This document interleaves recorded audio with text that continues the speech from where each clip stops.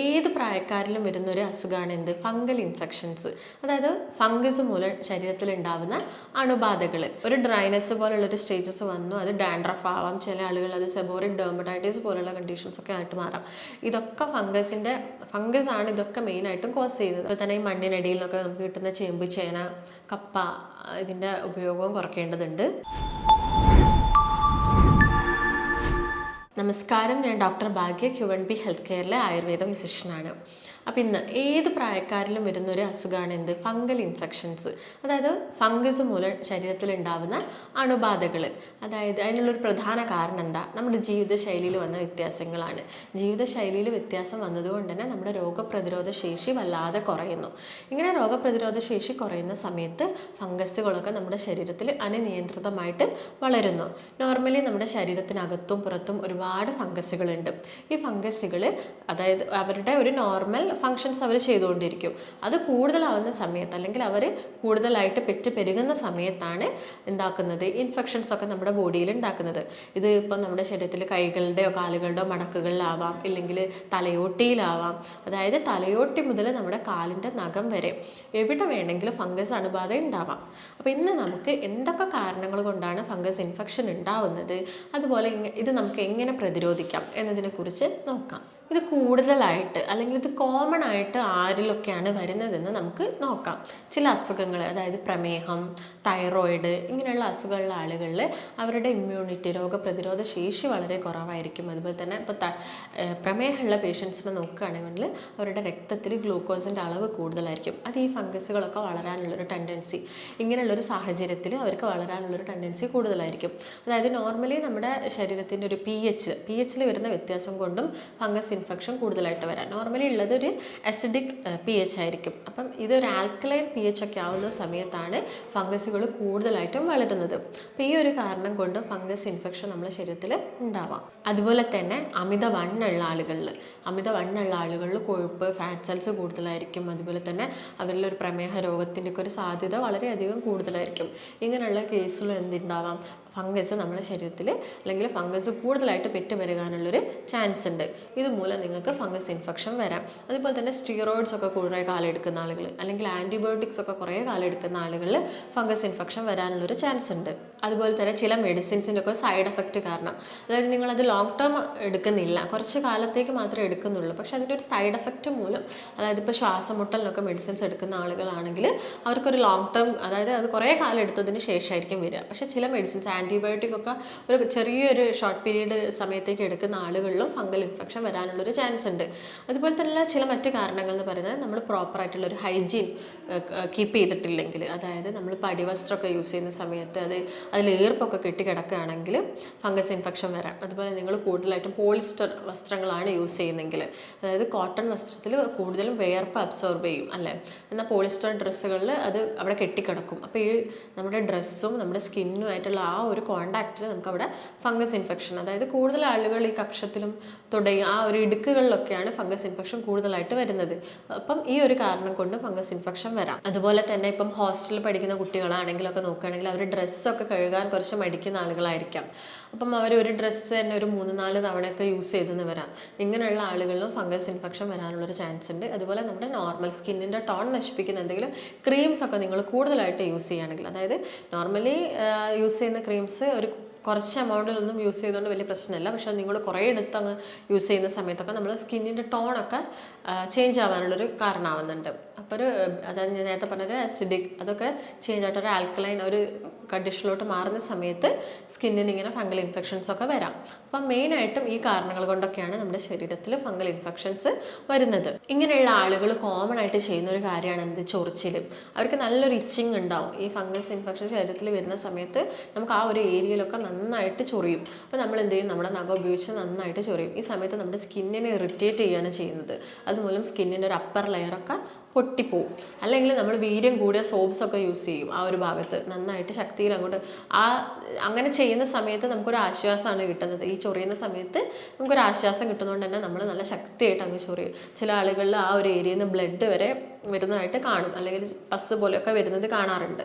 അപ്പോൾ ഇങ്ങനെ ചൊറിയുന്ന സമയത്ത് സ്കിന്നിൻ്റെ ലെയർ നശിക്കുകയും ഇതിലൂടെ ഫംഗസിൻ്റെ മൈസീലിയം നമ്മുടെ സ്കിന്നിനുള്ളിലോട്ട് കയറുകയും സെല്ലിൻ്റെ സെല്ലിൽ നിന്നും അവർ എന്ത് അബ്സോർബ് ചെയ്യും? ന്യൂട്രിയൻസ് അബ്സോർബ് ചെയ്യും. അതുമൂലം അവർ വളരും. അവർക്ക് വളരാൻ, അതായത് അവരുടെ ഗ്രോത്തിന് വേണ്ടിയിട്ടുള്ള ഭക്ഷണങ്ങൾ അവർ നമ്മുടെ ശരീരത്തിനുള്ളിൽ നിന്ന് അബ്സോർബ് ചെയ്തിട്ട് അവിടെ തന്നെ കൂടുതലായിട്ടും വളരുകയും നമ്മുടെ ഇമ്മ്യൂണിറ്റി, രോഗപ്രതിരോധ ശേഷി കുറയ്ക്കുകയും ചെയ്യുന്നു. അതുമൂലം എന്താവും? അവരുടെ വളർച്ച കൂടി കൂടി വരുന്നു. ഇതങ്ങനെ സ്പ്രെഡ് ആവാൻ തുടങ്ങും. നമ്മളിപ്പോൾ നഖം ഒരു സൈഡ് ചൊറിഞ്ഞിട്ട് ആ നഖം ചിലപ്പോൾ നമ്മൾ ആ സമയത്ത് കഴുകിയെന്ന് വരില്ല, കൈ കഴുകിയെന്ന് വരില്ല. അപ്പോൾ നമ്മൾ വേറെ ഏതെങ്കിലും ഒരു ഭാഗത്ത് പോയിട്ട് ആ നഖം തട്ടുകയോ ചൊറിയുകയോ ചെയ്യുന്ന സമയത്ത് അവിടേക്ക് അത് വരാനുള്ളൊരു ചാൻസ് ഉണ്ട്. അതുപോലെ തന്നെയാണ് ഡയബറ്റിക് ഉള്ള പേഷ്യൻസിൻ്റെ കേസ് നോക്കുകയാണെങ്കിൽ അവർക്കൊരു പ്രീ ഡയബറ്റിക് സ്റ്റേജിൽ, അതായത് ഗ്ലൂക്കോസ് രക്തത്തിൽ കൂടുന്ന ആ ഒരു പ്രീ ഡയബറ്റിക് ആയിട്ട്, അത് നോർമലി ഒരു 1 ടൺ മുകളിലൊക്കെ നമ്മൾ ഡയബറ്റിക് ആണെന്ന് പറയും. അതിൻ്റെ ഒരു താഴത്തൊരു ബോർഡർ ലൈനിലൊക്കെ വരുന്ന സമയത്ത് തന്നെ അവരുടെ രോഗപ്രതിരോധ ശേഷി കുറയാനുള്ളൊരു ചാൻസ് ഉണ്ട്. ഒട്ടുമിക്ക ആളുകളിലും ഒബീസ് ആയിരിക്കും, ചിലപ്പം ആളുകളൊക്കെ അമിത ഭാരമുള്ള ആളുകളായിരിക്കാം. ഇങ്ങനെയുള്ള ആളുകളിലൊക്കെ ഈ ഫംഗൽ ഇൻഫെക്ഷൻസ് ഇടയ്ക്കിടയ്ക്ക് തന്നെ വരും. അവരുടെ രോഗപ്രതിരോധ ശേഷി കുറയും. രക്തത്തിലൊക്കെ ഈ ഗ്ലൂക്കോസിൻ്റെ ഒരു അളവുള്ളത് കൊണ്ട് തന്നെ അവർക്ക് എന്തായിരിക്കാം? ഫംഗൽ ഇൻഫെക്ഷൻസ് വരാനുള്ളൊരു ചാൻസ് കൂടുതലാണ്. അതുപോലെ തന്നെ ഞാൻ പറഞ്ഞു, നമ്മുടെ ശരീരത്തിലെ ബാക്ടീരിയാസ് വേണം, ഫംഗസ് വേണം, വൈറസൊക്കെ നോർമൽ എമൗണ്ടിലാണെങ്കിലും ഒരു പ്രശ്നം ഉണ്ടാക്കുന്നില്ല.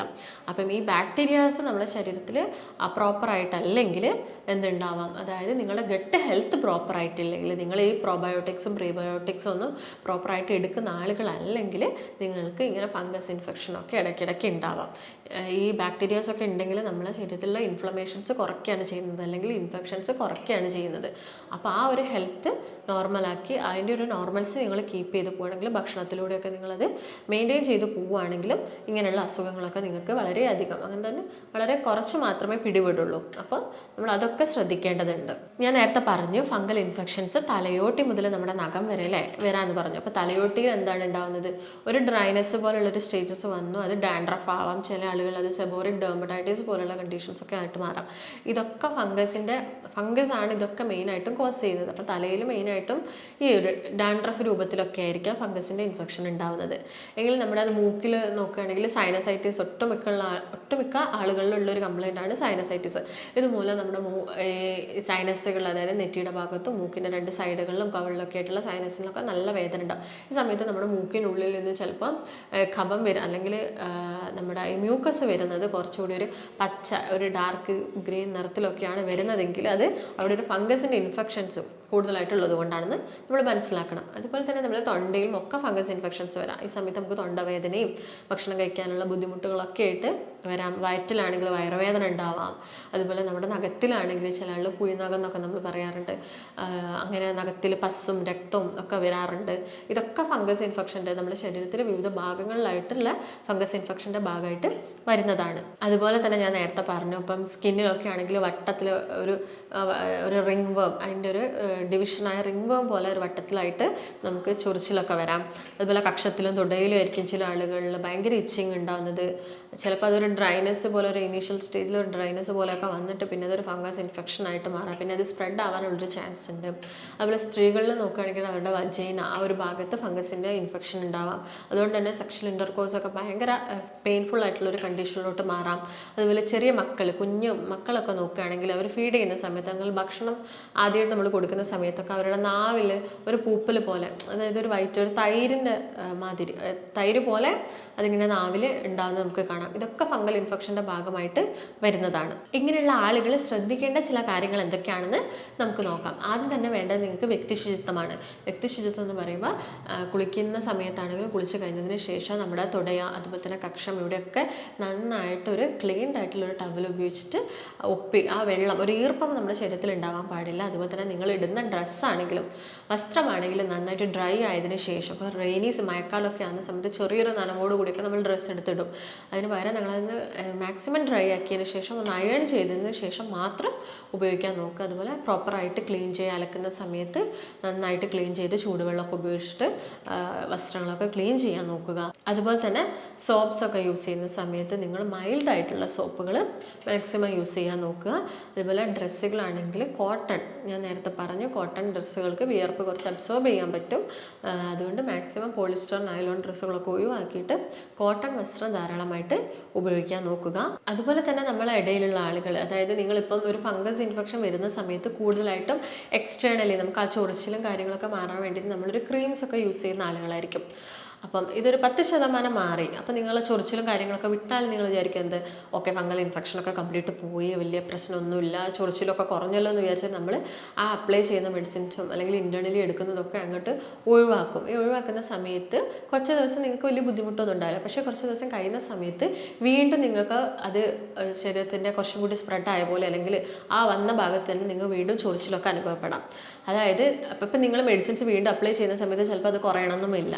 അതായത് നിങ്ങൾ ഓൾറെഡി എടുത്ത മെഡിസിൻസും അതുപോലെ തന്നെ അപ്ലൈ ചെയ്ത മെഡിസിൻസിനോട് നമ്മുടെ ശരീരം എന്താവും, ഒരു റെസിസ്റ്റൻസ് ഉണ്ടാക്കും. അപ്പോൾ നിങ്ങളത് ശ്രദ്ധിക്കേണ്ടത് കംപ്ലീറ്റ് മാറിയതിന് ശേഷം നിങ്ങളിപ്പം കണ്ടിന്യൂസ് ആയിട്ട് അപ്ലൈ ചെയ്യുകയാണെങ്കിൽ ക്രീംസും കാര്യങ്ങളൊക്കെ അപ്ലൈ ചെയ്യാൻ നോക്കുക. എന്നിട്ട് കംപ്ലീറ്റ് ആയിട്ട് മാറിയതിന് ശേഷം ആ ചൊറിച്ചിൽ നിന്നെന്ന് കരുതി അല്ലെങ്കിൽ ആ പാട് മാത്രമല്ലേ ഉള്ളൂ, ഇപ്പോൾ ചൊറിച്ചിലൊക്കെ നിന്നല്ലോ എന്ന് കരുതിയിട്ട് ആക്കരുത്. കംപ്ലീറ്റ് ആയിട്ട് യൂസ് ചെയ്യുക. നിങ്ങളുടെ ഡോക്ടറുടെ നിർദ്ദേശപ്രകാരം മാത്രം അത് സ്റ്റോപ്പ് ചെയ്യുക. അപ്പോൾ ഇത് നിങ്ങൾ പ്രധാനമായിട്ട് ശ്രദ്ധിക്കേണ്ട ഒരു കാര്യമാണ്. അപ്പോൾ ഇങ്ങനെ ഫംഗൽ ഇൻഫെക്ഷൻസ് വരുന്ന സമയത്ത് നിങ്ങൾക്ക് വീട്ടിൽ ചെയ്യാൻ പറ്റുന്ന ചില ഹോം റെമഡീസ് എന്തൊക്കെയാണ് നമുക്ക് നോക്കാം. നിങ്ങൾക്ക് മഞ്ഞൾ, അതായത് നമ്മളെ വീട്ടിലൊക്കെ ഉണക്കി പൊടിക്കുന്ന മഞ്ഞൾ ഡയറക്റ്റ്, അതായത് 1 ടീസ്പൂൺ ഡെയിലി മോർണിംഗ് നിങ്ങൾക്ക് കഴിക്കാവുന്നതാണെങ്കിൽ അല്ലെങ്കിൽ ചൂടുവെള്ളത്തിൽ മിക്സ് ചെയ്തിട്ട് കഴിക്കാം. അതുപോലെ തന്നെ എക്സ്റ്റേണലി നിങ്ങൾ പുറത്ത് മഞ്ഞളും ആര്യവേപ്പിട്ട ഇലയും കൂടി അരച്ചിട്ട് ഒരു പേസ്റ്റ് ആക്കിയിട്ട് നിങ്ങൾക്ക് ഈ ഫംഗൽ ഇൻഫെക്ഷൻസ് ഉള്ള ഭാഗങ്ങളിലൊക്കെ അപ്ലൈ ചെയ്ത് കൊടുക്കാം. അല്ലെങ്കിൽ നമ്മൾ വെർജിൻ കോക്കനട്ട് ഓയിൽ, അതായത് തേങ്ങാപ്പാൽ ആ വെളിച്ചെണ്ണയിൽ കുറച്ച് മഞ്ഞൾ മിക്സ് ചെയ്തിട്ട് ഈ ഇച്ചിങ്ങുള്ള ഭാഗത്ത് അപ്ലൈ ചെയ്ത് കൊടുക്കാം. അതുപോലെ തന്നെ നിങ്ങൾക്ക് വെളുത്തുള്ളിയുടെ നീരെടുത്തിട്ട് വെർജിൻ കോക്കനട്ട് ഓയിൽ മിക്സ് ചെയ്തിട്ട് നിങ്ങൾക്ക് ഇങ്ങനെ ചൊറിച്ചിലും ഫംഗൽ ഇൻഫെക്ഷൻസിൻ്റെ ബാധയുള്ള സ്ഥലത്ത് എക്സ്റ്റേണലി അപ്ലൈ ചെയ്ത് കൊടുക്കാം. അതോടൊപ്പം തന്നെ ഡ്രൈ സ്കിൻ ആണെങ്കിൽ നിങ്ങൾക്ക് അലോവേരയും മഞ്ഞളും കൂടി മിക്സ് ചെയ്തിട്ട് ആ ഭാഗങ്ങളിലൊക്കെ അപ്ലൈ ചെയ്ത് കൊടുക്കാം. എക്സ്റ്റേണലി നിങ്ങൾക്ക് ആപ്പിൾ സിഡർ വിനെഗറൊക്കെ അവൈലബിൾ ആണെങ്കിൽ അത് നിങ്ങൾക്ക് ഒരു 1-2 ടീസ്പൂണ് ഒരു അര ഗ്ലാസ് വെള്ളത്തിൽ മിക്സ് ചെയ്തിട്ട് കുറച്ച് പഞ്ഞിയിലാക്കിയിട്ട് ആ ഭാഗങ്ങളിലൊക്കെ ആ ഇച്ചിങ്ങും കാര്യങ്ങളൊക്കെ കുറയാൻ വേണ്ടിയിട്ട്, അതുപോലെ തന്നെ അതിൻ്റെ ഇൻഫെക്ഷൻസ് കുറയാൻ വേണ്ടിയിട്ട് നിങ്ങൾക്ക് അപ്ലൈ ചെയ്ത് കൊടുക്കാവുന്നതാണ്. അപ്പോൾ ഇങ്ങനെയുള്ള ആളുകൾ ഒഴിവാക്കേണ്ട ചില ഭക്ഷണങ്ങൾ എന്തൊക്കെയാണെന്ന് നമുക്കൊന്ന് നോക്കാം. കൂടുതലായിട്ടും കാർബണേറ്റഡ് ഡ്രിങ്ക്സ് എപ്പോഴും പറയുന്നതാണ്. ഈ സോഫ്റ്റ് ഡ്രിങ്ക്സുകൾ, കൊക്കക്കോള, അങ്ങനെ കൂടുതലായിട്ട് മധുരം, അതുപോലെ ഈ ഷുഗർ ബോയിൽ ചെയ്തുണ്ടാക്കുന്ന കുറച്ച് ഡ്രിങ്ക്സുകളുണ്ട്. അതായത് കൊക്കക്കോള, പെപ്സി, മിറിൻഡ അങ്ങനെയുള്ള വാട്ടേഴ്സൊക്കെ നിങ്ങൾ കംപ്ലീറ്റ് ആയിട്ട് തന്നെ ഒഴിവാക്കണം. കാരണം ഇത് ഗ്ലൂക്കോസ് നമ്മളെ ബ്ലഡ് കൂടുകയും അത് നമ്മുടെ ഫംഗസിന് വളരാനുള്ളൊരു സാഹചര്യമാണ് നമ്മൾ ഉണ്ടാക്കി കൊടുക്കുന്നത്. അത് കംപ്ലീറ്റ് ഒഴിവാക്കേണ്ടതുണ്ട്. അതുപോലെ തന്നെ മൈദയുടെ യൂസ് കുറയ്ക്കണം. ചില ആളുകളിൽ വീറ്റിനൊക്കെ അലർജി ഉണ്ടാവും. അങ്ങനെയുള്ള ആളുകളാണെങ്കിൽ ഗോതമ്പിൻ്റെ ഉപയോഗവും പരമാവധി കുറയ്ക്കാൻ നോക്കുക. അതുപോലെ തന്നെ നിങ്ങൾ പുളിപ്പിച്ച് കഴിക്കുന്ന ആഹാരങ്ങൾ കംപ്ലീറ്റ് ആയിട്ട് ഒഴിവാക്കണം എന്നല്ല, അത് കുറച്ച് കൊണ്ടുവരിക. അതുപോലെ തന്നെ ഈ മണ്ണിനടിയിൽ നിന്നൊക്കെ നമുക്ക് കിട്ടുന്ന ചേമ്പ്, ചേന, കപ്പ, ഇതിൻ്റെ ഉപയോഗവും കുറയ്ക്കേണ്ടതുണ്ട്. അതുപോലെ തന്നെ നിങ്ങൾ ഒഴിവാക്കേണ്ടതാണ് കഫീൻ, അതായത് കോഫി കുടിക്കുന്ന ആളുകളാണെങ്കിൽ ഫംഗൽ ഇൻഫെക്ഷൻ ഉള്ള സമയത്ത് നിങ്ങൾ അതിൻ്റെ ഉപയോഗം കംപ്ലീറ്റ് ആയിട്ട് ഒഴിവാക്കണം. അതുപോലെ മിൽക്ക് ഐറ്റംസ്, അതായത് ഈസ്റ്റ് അടങ്ങിയിട്ടുള്ള ഭക്ഷണങ്ങൾ, റെഡ് മീറ്റ്സ്, ഇതിൻ്റെയൊക്കെ ഉപയോഗം മാക്സിമം കുറച്ചുകൊണ്ട് വരികയാണെങ്കിൽ പെട്ടെന്ന് ആ ഇൻഫെക്ഷൻ നമ്മുടെ ശരീരത്തിൽ കുറയുകയും നിങ്ങൾ മെഡിസിൻസ് ഇതിനോടൊപ്പം കഴിക്കുകയാണെങ്കിൽ അത് പെട്ടെന്ന് തന്നെ നമുക്ക് ക്യൂർ ചെയ്ത് പോകാൻ പറ്റും. ഒട്ടുമിക്ക ആളുകളും പറയും ഇങ്ങനെ ഞാൻ മെഡിസിൻസ് കഴിക്കുന്നുണ്ട്, അതുപോലെ തന്നെ ക്രീംസൊക്കെ അപ്ലൈ ചെയ്യുന്നുണ്ട്, പക്ഷെ ഇത് കുറയുന്നില്ല. അതായത് നമ്മൾ ആ മെഡിസിൻസും അപ്ലിക്കേഷൻ ചെയ്യുന്നതോടൊപ്പം തന്നെ അതിൻ്റെ സൈഡായിട്ട് തന്നെ നിങ്ങൾ ഭക്ഷണത്തിലും ചില കൺട്രോൾസ് എടുക്കുകയാണെങ്കിൽ അത് പെട്ടെന്ന് തന്നെ ക്യൂർ ചെയ്യും. അപ്പോൾ നിങ്ങൾ ഇത്രയും കാര്യങ്ങളൊക്കെ ശ്രദ്ധിക്കുകയാണെങ്കിൽ ഈ ഫംഗൽ ഇൻഫെക്ഷൻസ് മൂലം ഉണ്ടാകുന്ന പ്രശ്നങ്ങളൊക്കെ നിങ്ങൾക്ക് മാക്സിമം നിങ്ങളുടെ ശരീരത്തിൽ നിന്ന് കുറയ്ക്കാൻ പറ്റും. അപ്പോൾ നിങ്ങൾക്ക് എന്തെങ്കിലും സംശയങ്ങളോ കാര്യങ്ങളോ ഉണ്ടെങ്കിൽ താഴെ കാണുന്ന നമ്പറുമായിട്ട് ബന്ധപ്പെടുക. അപ്പം ഇതിന് ഇത്രയും കാര്യങ്ങളൊക്കെ ചെയ്തിട്ടും വലിയ വ്യത്യാസങ്ങളൊന്നും ഇല്ലെങ്കിൽ നമ്മൾ ആയുർവേദത്തിൽ ഒരുപാട് മെഡിക്കേഷൻസ് അവൈലബിൾ ആണ് ഫംഗൽ ഇൻഫെക്ഷൻസ് പോലുള്ള കണ്ടീഷൻസിന്. അപ്പം നമുക്ക് മറ്റൊരു നല്ല വീഡിയോ ആയിട്ട് വീണ്ടും കാണാം. നന്ദി.